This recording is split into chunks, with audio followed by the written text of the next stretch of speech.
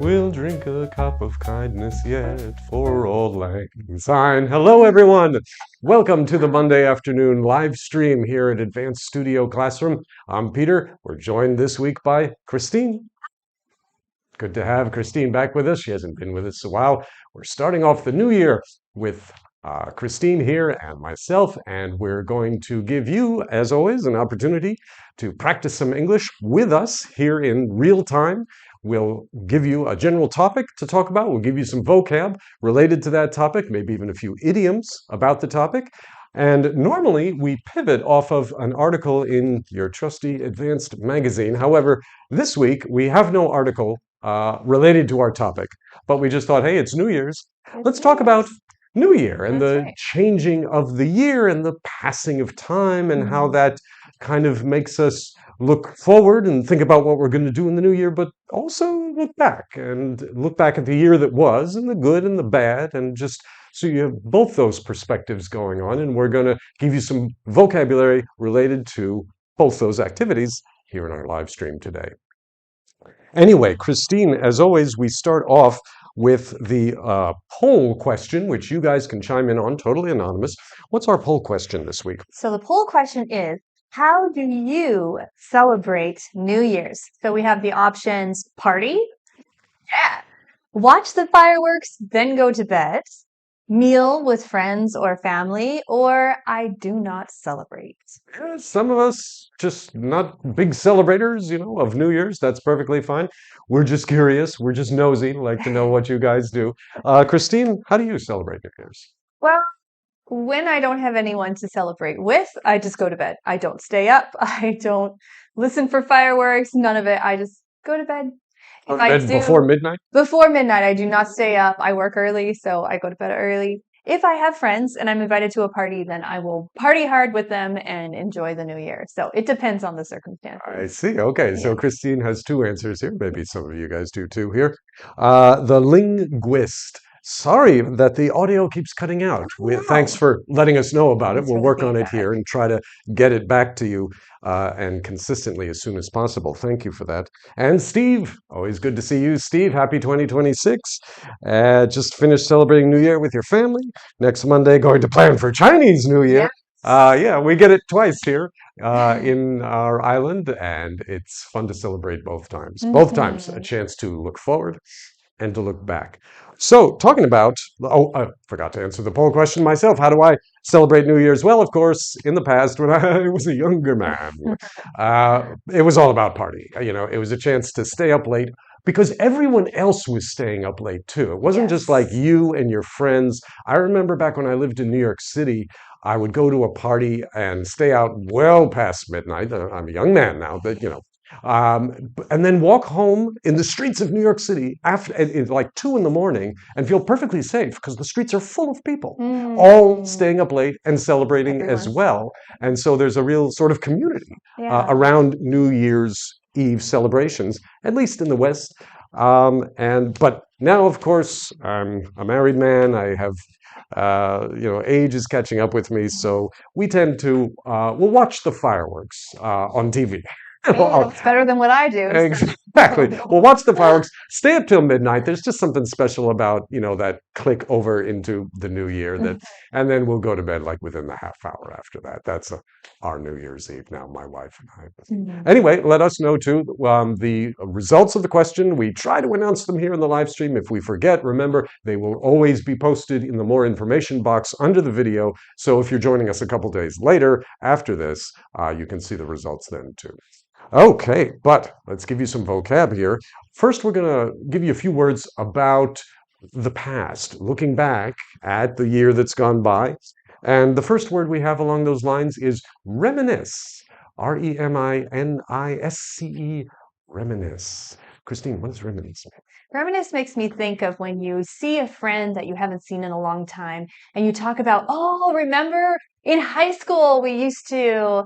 So to reminisce is to have pleasant memories that you're talking about, that you're really enjoying the time of remembering the past. Right. If someone calls you to reminisce, it means, to remember, to think back, to look back, but with a pleasant association. Usually reminiscing involves like talking, like because you reminisce about, so it's like you talk about it. Yes, good or point. You think about, but I feel like reminisce is often a conversation. More often, yeah, when we reminisce, it's you do it with someone or even with a group, and it's got a positive sort of look back feeling to it. It's like, let's just gloss over the hard parts and the unpleasant parts at the moment, and let's just remember the good parts. Talk about the good old days. Exactly, yes. And the linguist, you go to bed early too. The New Year's will be there when you wake up. Yes? Very true. Thank God that's true. The New Year will still be there. Well, except for Y2K, then we weren't really sure. That was the one I don't know unsure if you guys remember that. year. But... No, I remember Y2K. Yeah, that was, we'll have to do an episode on that sometime. Very interesting time, Y2K. Oh, love tiny babies. What do they say? Happy New Year, everyone. Thank you. Happy New Year.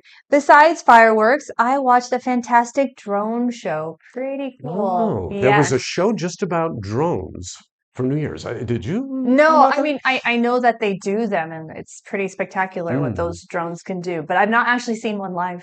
Oh, wow. I'm going to have to, thanks for the tip. I'm going to have to check that on YouTube and see if there's a recording of it. A drone show. I don't think I've seen a drone show before. But here's another bit of vocab for you. We talked about reminisce. Here's another one. Hindsight. Hindsight. Hindsight. What are we talking about there? So when you talk about hindsight, it means you look back. And usually when you look back, you can see things more clearly. So we often say hindsight is 2020, meaning you see clearly what's behind you. But when you were living in it, you couldn't necessarily see the right answer or what was truly happening. So it's that clarity you get from back after you've experienced it. Right. There's an expression she alluded to. Hindsight is 2020. 2020, that's when you have the doctor measures your vision, and it's 2020. I don't know what the numbers actually mean, but yeah, perfect eyesight is 2020 vision. If it's like 2010, you need to get glasses. So the expression hindsight is 2020.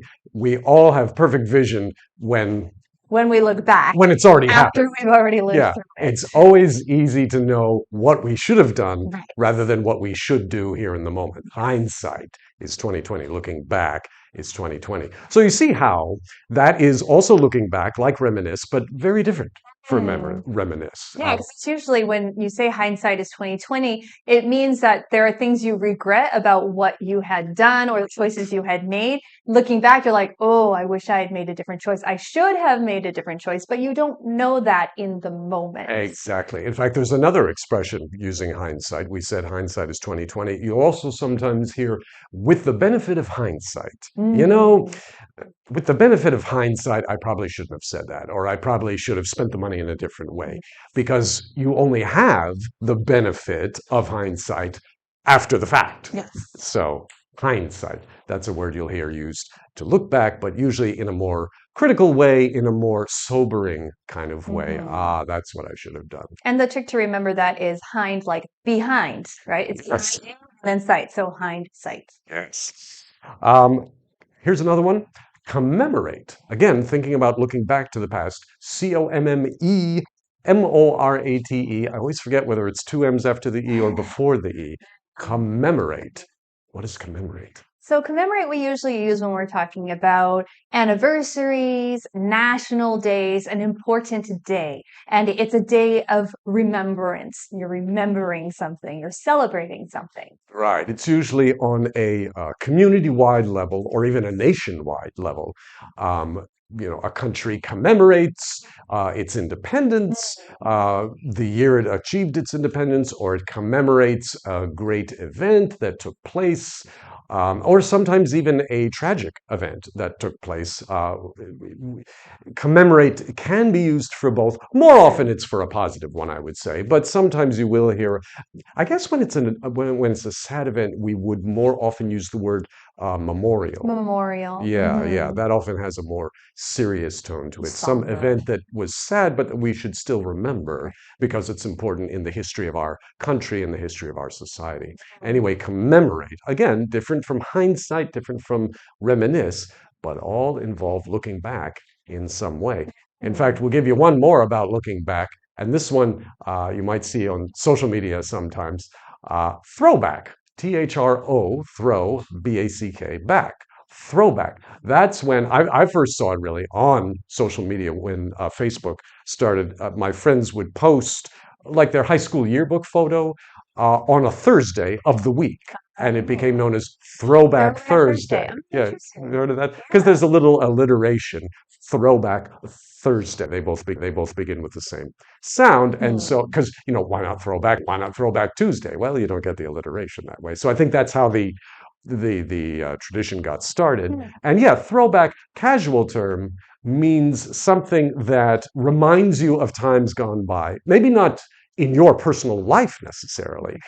You might say, oh, did you see the coat he was wearing? It's a real throwback to the 1970s or something. I always think of like 50s diners, like 1950s diners, where like there's might be a statue of Elvis Presley and they play 50s music, and those are really popular in North America. Yes. And yeah, it's like this throwback restaurant that you go and you sort of pretend that you lived during that time, even though you may not have. Right. So the term can be either way. Someone might use it kind of, oh, you want to drive that to the concert? That's a throwback to the Stone Age or something. That car is very old or unreliable in some way.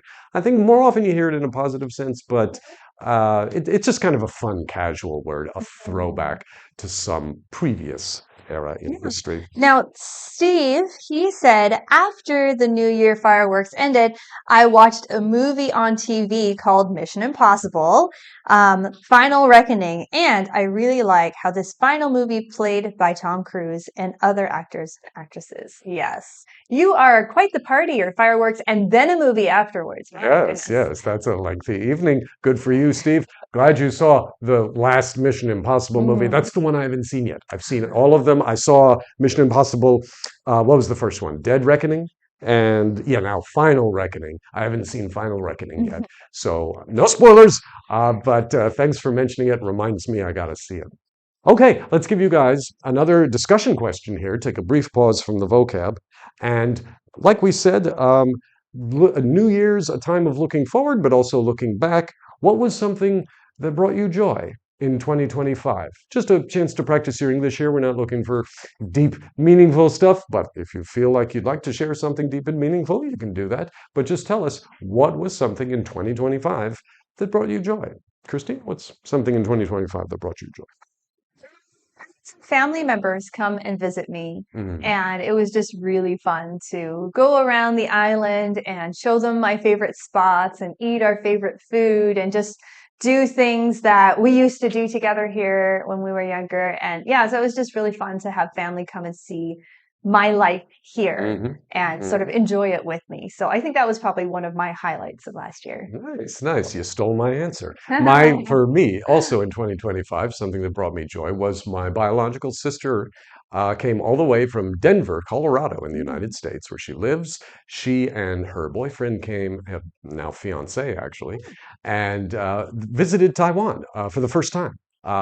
She'd never been here before. I don't think she'd ever even been to the Asian continent before. And so it was great fun to walk around with her and just show her, I had never done that really since I've moved to our island here. I've never introduced it to someone else. It's really fun to see Taiwan through a new person's eyes. It's my favorite thing. It's so fun because you're like, oh, I remember that being exciting for me. Or, it sort of brings Taiwan back to life in some ways when you see it through fresh eyes. So I highly recommend it. If you can have a friend from somewhere else come to Taiwan for the first time and you lead them around, it's really, really fun. Yeah, because they're seeing stuff for the first time, which is fun for them. And you're seeing old stuff through their eyes, in a new way. Yes. And so you might think, well, yeah, I guess that tree that I walk past every day on my way to work, I guess that is a pretty impressive tree, isn't it? Yeah. Just by being able to show it to someone else. Okay, but let's go back to vocab. We're already running down on time here, but we talked about terms that involve looking back first. So now, of course, let's talk about some terms that look forward, or at least in terms that relate to making changes in your life, those New Year's resolutions. We're not going to ask you about your New Year's resolutions. That's your own thing. But we will give you some terms related to that sort of thing, to making changes in your life at the time of the new year. First, we'll start off simple, long word, but simple meaning. Modification. modification. Modification. What does that mean, Christine? It means a change, usually a small change, like a minor change just to make something work a little better. Right, right. When the United States of America became independent from Great Britain, that was a change, but you wouldn't call it a modification. You would call it, a huge change, an earth-shaking change. In fact, you might even call it, our next vocab word, you might call it this, an overhaul. O-V-E-R, 2 words, H-A-U-L, overhaul. And an overhaul, as you might guess, is what? Is a major change. Yeah, a very, very big change. Maybe not completely new, because otherwise you just exchange it for something new, but like a massive renovation of something. Yeah. So when the United States became independent from Britain, that was a major overhaul of how they lived their lives, of who they paid taxes to, and so on and so forth, as it is in any country, of course. But just an example here, when you're making changes, think about it. What is the change you want to make? Maybe you just need to make a modification to something you're already doing. Tweak it. That's another word, tweak it. But maybe something else in your life needs an overhaul. Just needs to restructure it, rethink it from the ground up, an overhaul. Those are the two sort of opposite ends of the spectrum of degree of change there. Okay. And now we got 3 words here for you. Hopefully we'll get to them all. They all begin with re, so they all have that sort of doing over quality to them, or doing new again. Rejuvenate, R-E-J-U-V-E-N-A-T-E, rejuvenate. Christine? Rejuvenate is to make something feel new or fresh. For example, you could go on a vacation and come back rejuvenated. Yes.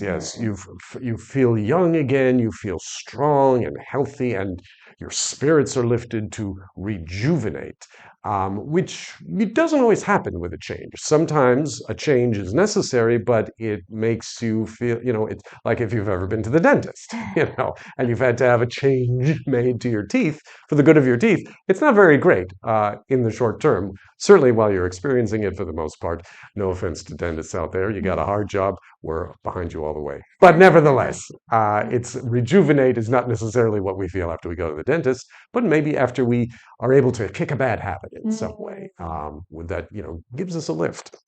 Another RE one, rekindle, R-E-K-I-N-D-L-E, rekindle. Slight difference here, but a significant one. Christine, what is it?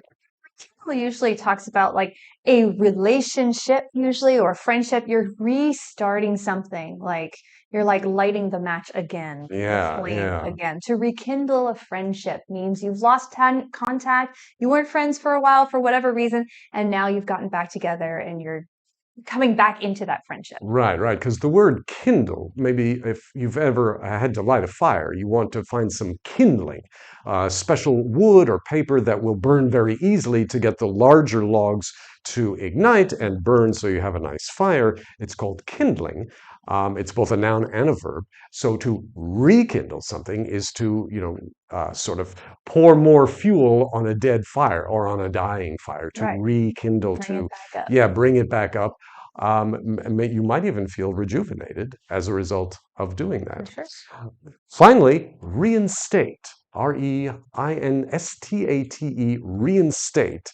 And Christine, what are we talking about here? That's to bring something back in after it was removed. So maybe there was a rule or a law and they stopped doing it, and then they decided, nope, we still need that rule or we need that law. So to reinstate something is to bring it back into place. Yeah, because when you're making your New Year's resolutions, maybe there's something you stopped doing in the previous year that you should go back to in some way. You should reinstate it because it was actually pretty good for you, or it would be good now. Your circumstances have changed, your attitude, something has changed about you, so that this thing you had stopped doing might actually benefit you if you started doing it again, if you reinstated it into your life. And you'll also hear that word about someone often, about a person at a company who left the company or was even let go from the company, but then was reinstated because conditions changed, they changed, something like that. You'll hear it in that way. Oh, Johnson was reinstated in accounting. Did you hear about that? I thought we'd never see him again. But they had a change of heart. They reinstated him. Yes, that's right. Yeah, and Steve here says, something that brought me joy in 2025 was having throwbacks with my high school friends when we had a party at art school and I shared my car collection with my friends and having soda and good food. That sounds like a really nice opportunity to rekindle some friendships. Yes, very good, Steve. Thanks for sharing. And Tony Wu, nice to see you. Good word for Steve there. Tony only got a car collection of fire wheels. So, well, maybe you guys can compare notes sometimes, get together. Thanks for the note. But yeah, we are just about out of time here. So, as always, we want to give you at least one idiom before we head out the door here. So, let's give you one here. Oh, yeah, talking about making changes, New Year's resolutions. Remember, don't bite off more than you can chew. Long one, but bite off more than you can chew. What are we talking about? It means don't make a goal or try something that's too big for you to complete. So like if you think about, if you take a bite of something and it's too much in your mouth and that's uncomfortable and you can't swallow. So don't do that. Make reasonable, measurable goals. And yeah, don't overdo it. Right. Don't bite off because it's tempting. If when you got that food and it's really, really good, you want to get as much of it in your mouth as you can at one time. But if you bite off too much, you're going to look silly, or you might have trouble chewing it, or it might not even go down very well. Don't bite off more than you can chew. But, be wise in setting your goals and in how big you make that bite of change in your life. Anyway, that is all the time we have for today. Thank you so much for joining us. We will be back next week, as always, at this same time with a new topic, new chance for you to practice your English, learn some vocab, and join us here in growing confident in your English. But for today, I'm Peter. I'm Christine. Saying Happy New Year. Ooh, I see something in 2026 that's very